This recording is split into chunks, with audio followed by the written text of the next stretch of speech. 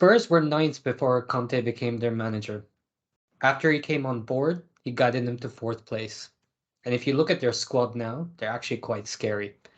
We want to look at how he has improved Tottenham. Gaurav, how do you think he did it in terms of in terms of strategy and tactics? Well, Conte basically applied the same blueprint that he'd applied at Chelsea and Inter Milan. He started off with a 3-4-3, very solid in defense, and that's basically where he builds his teams up. Surprisingly, at Spurs, he didn't actually have a good center back pool to pick from. To date, his starting three center backs are Dyer, who we were all making fun of last year, and along with Davies, who's actually a left back converted into an Azpilicueta-like left center back, and the new signing Romero, who's actually performed really well since he's come on last year. So that's your base of defense. Now, Dyer sounds like he does not belong there, but Dyer is so key to the way Antonio Conte's teams build up. Would you believe Dyer has completed 9.5 long passes per game since Antonio Conte came on? These are switches of play or balls directly into Harry Kane's feet, from which he can then turn and pick a pass and tear a team apart on transition. So now we're getting into the second principle. Not only is there a solid defense, but there is a lightning quick transition plan. As soon as Spurs win the ball back, the two things they're looking to do right away are pass it to Harry Kane's feet or get the ball out wide to one of the wingbacks. Once the ball is out to one of the wingbacks, you'll see a lot of automatic movement in this team. You will see Kulusevski stay out wide, and I have a lot to say about this guy. You will have Son basically hug the shoulder of the center back that he's closest to on the left-hand side. Harry Kane will then start to drop deep to create space for Son to run into. And that gap, they can exploit in less than 5 seconds. I've seen a goal against Everton. I've seen a goal against Man City. And I've seen so many goals where it's Harry Kane dropping deep, ball comes to feet, moves up wide, Son moves into space, Kulusevski's on the far post, cross comes in from Sessegnon, and bang, one head, 1 foot, something is found, and there's a goal there. I just want to go on to one basic principle. When we're talking about that quick transition, it's based on creating overloads. If Spurs are not able to counterattack because the other team isn't pressing them, what they will then try to do is create overloads by using switches of play. So even if you're not pressing them as a Man City or a Liverpool would do from the absolute attack, even if you're pressing from half court or half the pitch, what Spurs tend to do is move the ball to one side and then quickly switch it over to the other side to create an overload with their wing backs and the likes of Son or Kulusevski to then create a 2-on-1 and catch your left back or your right back in 2 minds. Now, Kulusevski is key in this. Before Kulusevski arrived at the club, in 28 games, Spurs had scored in 22 games, Spurs had scored 28 goals. After Kulusevski arrived at the club, in 9 games, they scored 28 goals. That is because when Lucas Moura was a part of that front three, he stuck too close to Harry Kane and Son. He's a goal scorer. He wants to be closer to the net. Kulusevski coming in January gave them a completely different option where he stays wide and creates so much more space for the likes of Harry Kane to exploit. So just wanted to say that Kulusevski is clearly a very key player in this transition for Spurs. But what their tactics are built on is a solid defense, quick transition out of defense into attack by passing it into Harry Kane's feet or moving the ball out wide. And when you have to build up play, you do it slowly, patiently, and you try to create overloads by switching sides. Seems like quite a transition, actually. Go ahead, Majid. I think they also brought in a guy, Clement Lenglet, as center back. But you're like the inherited center backs was pretty rough. Also, the 5-second gap that you mentioned, that Son and Kane play off of each other. In finance, that's called arbitrage, if you can take advantage of it. Um, It is. It is. Like that's what they depend on, the swing, and then they get gaps in the market, which they can then quickly micro exploit, right? To build up to a goal or whatever, using the pace or whatever. Um, I just want to mention, I agree with everything Graf said. He shored up. Conte came in, and he shored up the midfield and defense, like the defense and midfield. He added Perisic and other key pieces that are going to be cool going forward. Unfortunately, but I also think he instilled stability and an identity with that defensive thing. But he also brought in stability. 2019, 2020, Pochettino, Mourinho, coaches. 2020, 2021, Jose Mourinho and Ryan Mason. 2021, 2022, Nuno Espirito and Conte. This is the first season you feel they've just started the season with just stability. There's no, with Nuno, there was always a question mark. With Jose Mourinho, the sequel, there's always a question mark. Mm. Like as he gets older, Pochettino, by the end of it, it was a train wreck. Like it was, the prequel to Ole, if you will. So, what, like in summary, I think like he's covered it really well strategically and tactically. All I would summarize it with is Conte is Diego Simeone plus. He's like Yeah. Simeone, the like core, but with an attack now, which is kind of scary. And the one smart thing Conte did was he didn't mess with Kane and Son, that partnership. He didn't come in and try and bust them up. He in fact tried to build that up with Richarlison and stuff like that as well. There's a lot of things that he did and a lot of things that you guys covered, but he also changed a few other things in the squad, right? Like he turned them from the lowest runners to the highest runners in the Premier League. He loves wingbacks. He really transformed their system, right? And ultimately, he also seemed to develop a winning instinct when he got fourth, right? And they beat Arsenal to fourth, which brings me to this. MJ, do you think I mean, I know they got fourth, but do you think they're now better than Arsenal?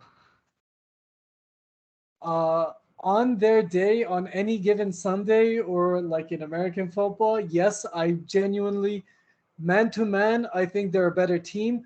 But I do think Arsenal will finish the season higher this time because of two factors. One is the World Cup year. I think Arsenal have just more bodies to deal with that situation as it's going to arise and the consequences later on from that World Cup. I think, but on like if it was just a one-off match, I think Tottenham is genuinely superior. But over the course in a league competition or a league run, I think Arsenal would just they have more bodies on the bench.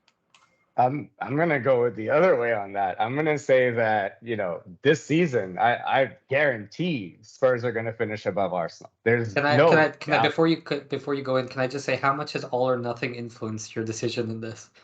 Oh, I'm getting into that. Oh, I'm getting into that. I think Magic's not seen that shit yet. I've seen that shit, motherfucker. Up until episode 6, I know everything about that dressing room, and oh my god, it is a fucking nursery. So listen, I think Antonio Conte. Yeah, bro. Yeah, play with it. It's. Did you need to draw it on a whiteboard? We all have one inside us, you bitch. So, anyways, so look, at the end of the day, I think Antonio Conte just being there at Spurs, this guy, you said something really interesting, Magic, where you said on any given Sunday they can beat Arsenal. I beg to differ. On any given Sunday, that Tottenham team can beat any team in the Premier League or in Europe. So I think on They an have the average potential. day, They have the potential, no doubt. yeah. So on an average day, I think they smack up the likes of Arsenal. But I think on their day, they can smack up Liverpool, they can smack up City, they can smack up Real Madrid, they can smack up Bayern.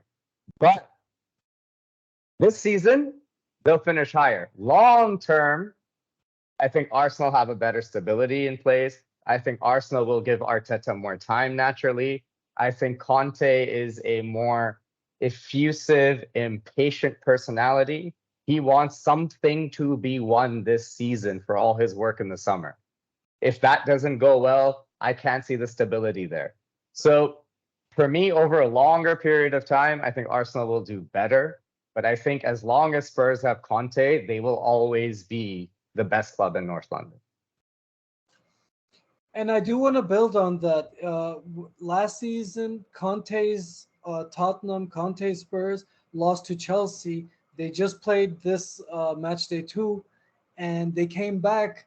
And when Chelsea scored, I genuinely like same old Spursy kind of thing, right? Yeah. But they did come back and they showed backbone, and that backbone is something that Conte specifically has instilled or brought into the players, the system, the game plan. All right, so then I'd like to move on to the next question. Do you think that they're better than? I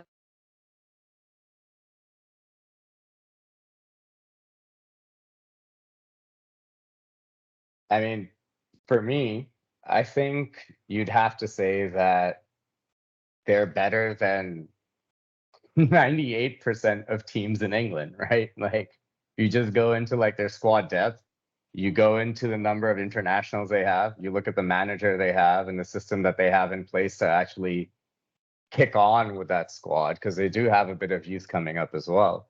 I think you'd be amiss to say that Spurs aren't the third best team in England or aren't one of the top 20 teams in Europe. I think you would definitely have to count them in there. For me, you'd almost expect Spurs to finish third, if not, like fourth as is a bare minimum for Tottenham this season. If they don't finish in the Champions League spaces, there's seriously something to be concerned about, and I think you'd probably see Conte lead. But what I would imagine will happen will Spurs will finish third or be a very close second. They might actually finish second. We don't know how a lot of the season's going to go. So it's going to be hard to say exactly where they finish, but I would say minimum third. And if they get lucky, they might actually be in the shot with a title challenge. Because if you look at the points table right now, looking pretty good for Spurs and City, not looking so good for the rest of the teams in the league, including Liverpool.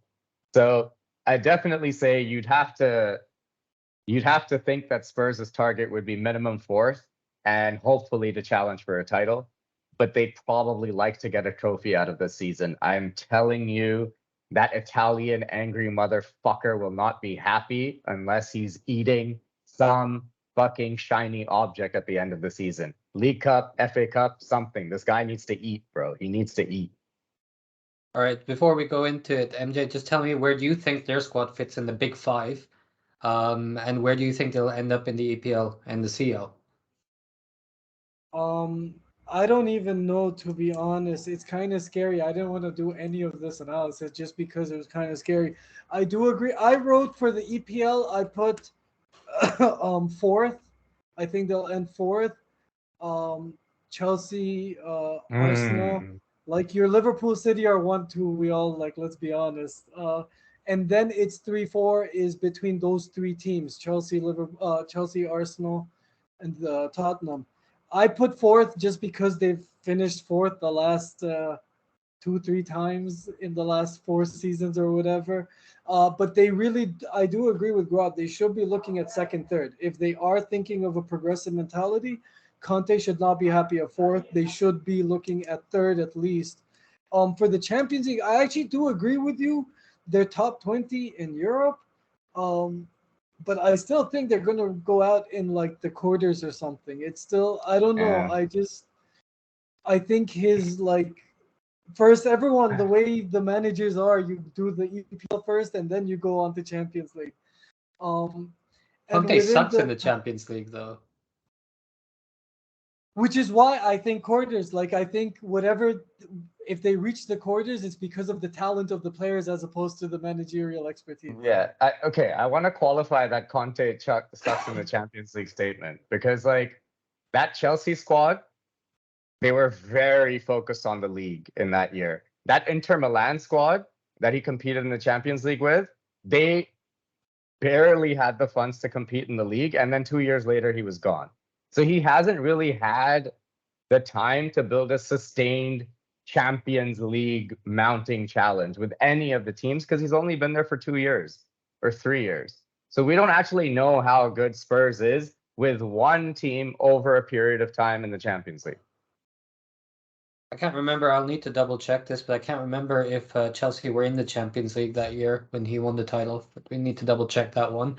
But rounding off, what do you think about the World Cup? MJ, you touched upon this. That was quite interesting. You said that how do you think the World Cup is going to affect your squads? Open question to both, actually. You think be a big factor? I think Spurs' squad is going to be affected quite a bit. I think if you go through the list of the internationals that they have, and especially the ones that are playing really well right now, like the likes of Dyer and stuff, they might get a call up to the England squad. Romero's definitely going to be playing with Argentina. Davies is going to go on international duty. Kane is going to go on international duty. I don't think Korea is in the World Cup, so Son has a clear pass there. But a lot of their starting 11 are going to be going to the World Cup, and a lot of their bench players are as well. So in that respect, I agree with Majid. Arsenal are better placed squad depth-wise to deal with a World Cup season. However, I just think the fact that Conte can create testicles for people who don't have any, he'll get them over the line just because he is that guy. I love it.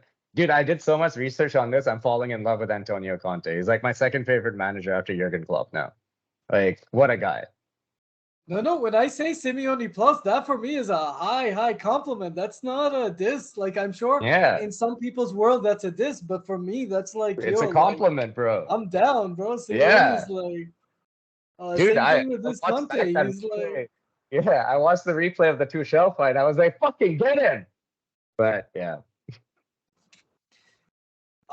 can I just, so there's 4 factors that I've just quickly listed for the World Cup. One is injuries. Just this is a general discussion. We're going into the World Cup, I guess. One is injuries. The second is fatigue within the World Cup, and especially in the desert, especially with these AC stadiums. We don't necessarily we don't have the science yet. The Yeah. science isn't there yet. The third thing is mental health, just in general, with the World Cup in the middle. You have an overload of football, and just mentally you get exhausted. Mental Then fatigue. the fourth thing is um, their bodies historically have been scheduled for a summer World Cup. I'm not joking you. Their human bodies are not. You're going to be testing muscle. Like you're going to be off-putting the schedule, and there is domino and butterfly effects to any time you change any little factor. Yeah, those are all very fair points. I want to round up the session by inviting you guys to let us know what you guys think in the comments. Do you think it's Spursy no more? Is North London white? All right, like and subscribe, guys. It go a long way. Thanks, everyone. Thanks, Garv, Majid. We'll see you all next time.